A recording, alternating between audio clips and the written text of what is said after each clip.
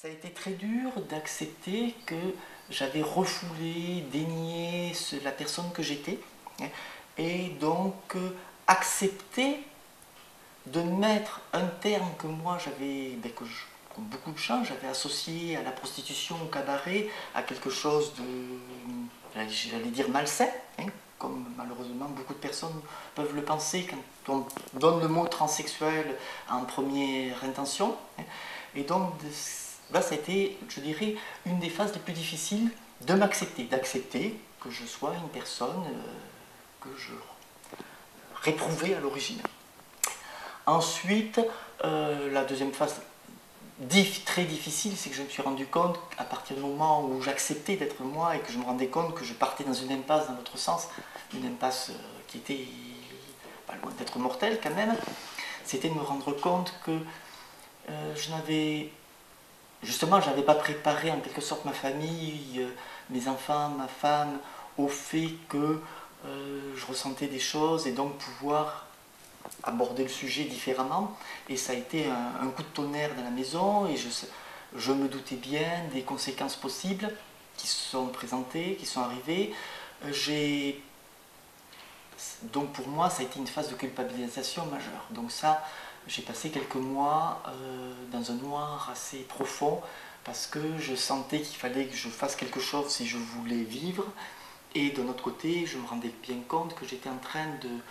de détruire quelque chose que l'on avait construit pendant des années. À partir du moment où j'ai compris tout cela,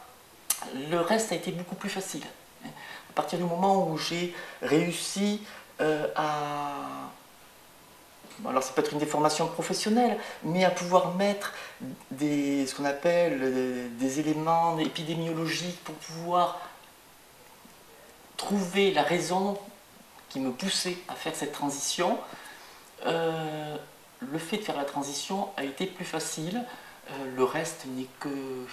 transformation physique, c'est pas le plus difficile en soi. Après ça, j'étais bien dans ma tête, et à partir du moment où j'étais bien dans ma tête, où j'étais moi, Delphine, l'ensemble s'est associé, a évolué. Non, non, je vais être franche, ça n'a rien changé de plus parce que, d'abord, est-ce que ce qui est important, ce qui se passe dans la culotte, je suis un petit peu cru en disant ça, mais finalement, c'est pas ça qui change ma vie de tous les jours, ma vie par rapport aux personnes qui me croisent dans la rue, qui me parlent, par rapport aux clients qui viennent me voir, je suis toujours la même personne, donc ça n'a rien changé. Pour moi, c'était, et là je parle à mon nom personnel, c'était une obligation parce que j'en ressentais le besoin, parce que j'étais